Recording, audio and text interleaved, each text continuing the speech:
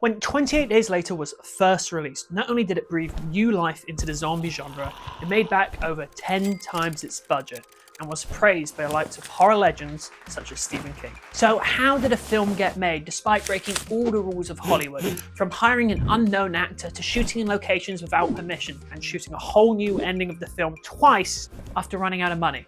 Let's talk about it. Hello and welcome to Bloody Good. My name is Montgomery and today we're talking about the making of 28 Days Later.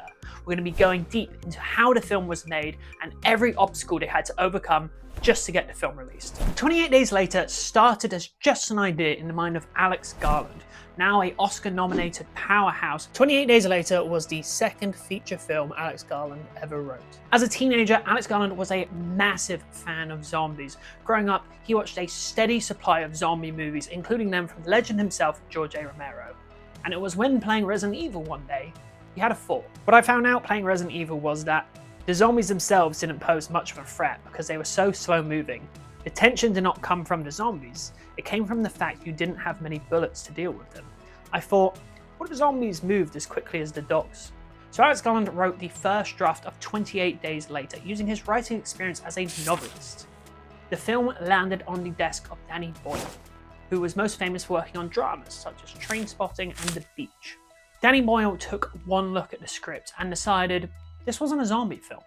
This was a film about rage, and taking real-life inspiration from public fears of a pandemic, picked up the film. Both Alex and Danny felt the idea of people rising from the dead and eating the living felt too fantastical, and instead wanted to look at what a realistic disease that turns people against one another would do to the world. In the early 2000s, the fear of pandemic and bioweapon attacks was rife, with news of diseases such as Ebola and Marburg tearing apart communities as local governments failed to handle them, outbreaks of foot and mouth and mad cow disease sweeping the UK, society was on the edge, and Alex and Danny wanted to see what was on the other side. Now, with the themes of the film nailed down, the next step was casting their lead. Now, this was an important role, so Danny Boyle picked up the phone and called a well-known actor at the time who he had a great relationship with, Ewan McGregor. Hello there. Now, sadly at the time, Danny Boyle and Ewan McGregor had a soured relationship due to issues that happened on the production of The Beach. So Ewan McGregor did not go for the role. So they went for their second choice, an up-and-coming American actor, Ryan Gosling. Yep, Ryan Gosling was originally meant to star in 28 Days Later, but unfortunately wasn't able to due to scheduling conflicts at the time. The role then went on to be offered to Cillian Murphy, an at the time unknown actor suggested by one of Danny Boyle's friends in the industry. Danny Boyle then went on to cast the second lead of the film, casting a at the time unknown Naomi Harris. Now, early on, Danny Boyle decided to shoot the film on digital, and this was for two reasons. Now, first and foremost, it suited the gritty landscape where the film took place, and was reminiscent of documentaries, which were some of the earliest adopters of digital cameras at the time. Danny Boyle also went on further to say why he picked the cameras. The idea was to try and shoot it as though we were survivors too. Now, the second reason they chose to use digital cameras was how easy they were to set up and tear down. Now, traditional 35mm cameras that were used on most films at the time took a lot longer to set up and pack away. And due to the chaotic nature of shooting, which we'll get onto shortly, they needed to move fast. So with the script locked and the actors cast, shooting began in July of 2001. And the beginning of shooting for this film would prove to be one of the most chaotic starts to a shoot in film history. One thing that sets 28 Days Later apart from most horror films is its opening, with Jim walking through the empty streets of London, passing by iconic landmarks and even a turned-over double-decker bus.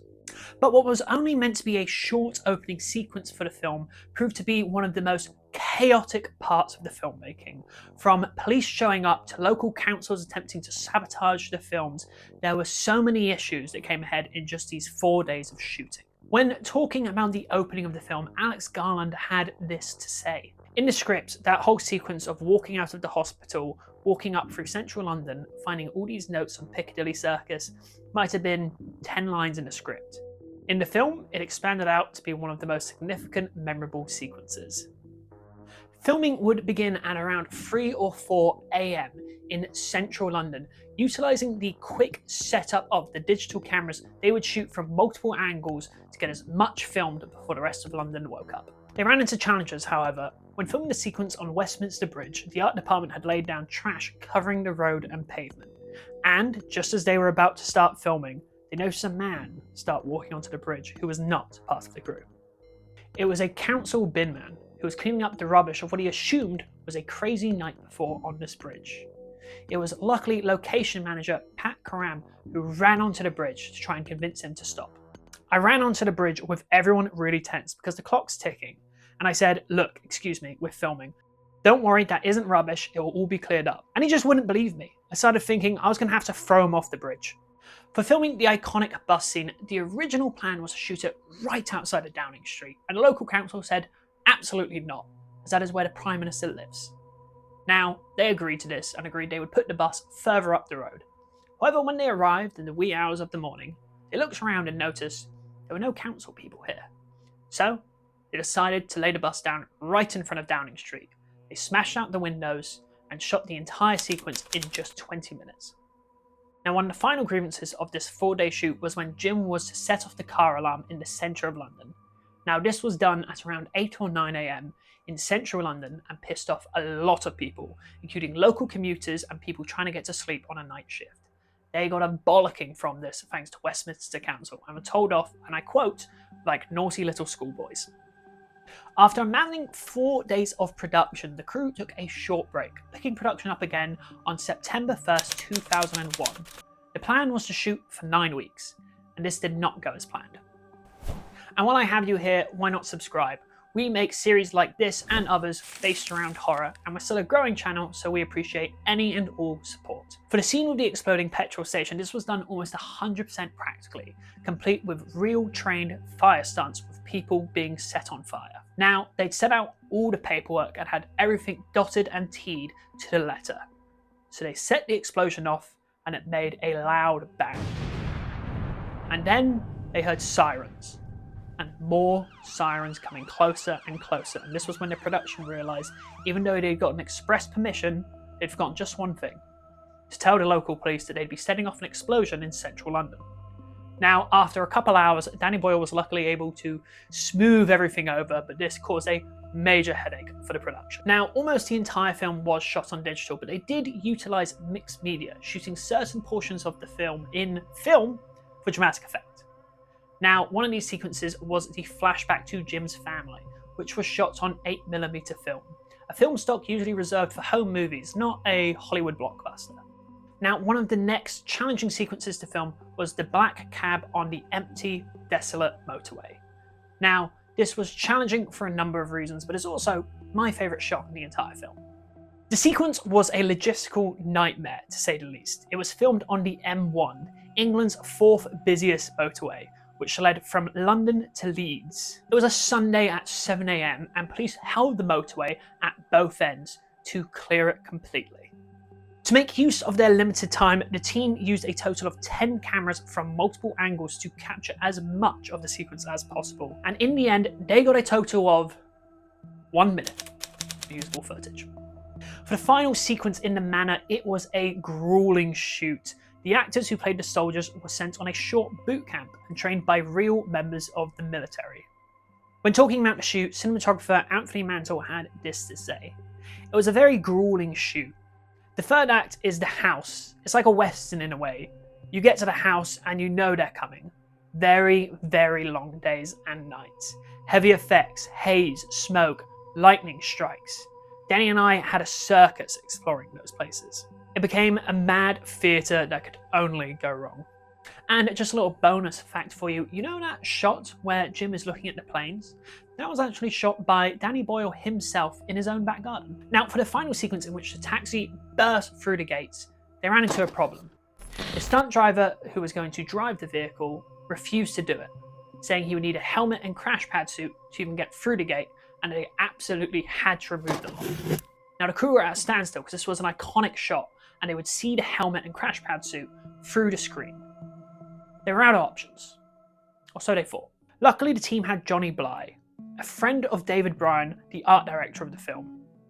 Johnny, listening into the conversation, had slipped away and reappeared with a brand new chain and lock. While the crew was negotiating with the stunt driver, Johnny had made his way over to catering, where he'd melted down a packet of Haribos in order to create a chain and making a padlock out of fudge, which he had then spray painted with bronze colouring in order to match the original lock, saving one of the most important shots of production. So they were able to film the sequence of the taxicab crashing through the gates, ending on a freeze frame. And this was where the film originally was meant to end. However, this tested terribly with audiences, with Danny Boyle further elaborating on this. We did this test screening, this was just early on, with about 20 or 30 people, and it was a disaster. They walked out, they kept going to the toilet, they kept talking. I remember thinking, fucking hell, it doesn't work. But this was the ending they shot, so the film was released, and despite this negative reception, the film picked up steam in the US. And with this positive attention, the studio agreed to extend the budget to allow them to film an additional ending. This time, the film ended with Selena and Hannah taking Jim to the hospital and attempting to save him from his injuries. Unfortunately, Jim would succumb to his injuries, dying on a hospital bed, much like the one he started the film on. Our two remaining characters would venture off into the unknown, leaving their fates a mystery. But once again, the ending tested negatively with audiences, finding it bleak and depressing in an already nihilistic film. But they were out of money, even with Christopher Eccleston himself taking a pay cut in order to help with the budget of the film. Luckily, Danny Boyle was able to convince the studio heads to give him a bit more money to shoot one more ending. Now they planned a new ending, in which Jim would be alive, and we would show our survivors carefully living in a cottage in the countryside, with a jet flying overhead, giving a hope of survival. Now, the original plan was to use a CGI jet. However, they quickly found out this would cost the production $70,000, which was just not in the budget. This is when the art director of the film, David Bryan, had an idea. He said, well, why don't I get you a jet? They discovered hiring a real-life jet would just cost the production only $6,000 in fuel alone. So, the plan was set. On the day of shooting, they had just 4 minutes when the plane would take off to when it would pass over to get the final shot. They couldn't afford to mess it up. The jet had a short distance between flying over and pulling up to avoid a cliff right behind them. When the jet rumbled into view for the final take, it soared overhead but didn't pull up quite enough in time, clipping a tree branch on its way up, which caused this massive tree branch to fall, missing Danny Boyle's head by just a few feet. When the film was released with its new ending, it was slated by the British media, calling it a cliched horror genre piece. However, the Americans loved it. In fact, Danny Boyle only learnt of the success of his film when walking the streets of Soho, and Mark Mode, a popular British film reviewer, ran across the street to tell him just how much he loved the film. The film was such a success across the pond that Stephen King himself bought 800 tickets on opening night just to support the film.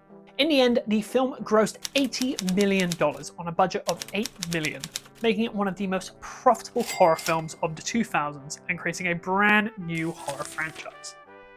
Now, if you think the way they made this zombie film was insane, wait till I tell you about another film which was made for just $6,000 in 16 days by a group of first-time filmmakers that took the world by storm. If you want to check out that story, check out the video linked on your screen right now. Now, thank you so much for watching. We really appreciate you giving us your time to entertain you. If you like this video and want to see more, please consider subscribing. We're growing and we'd really love to have you here.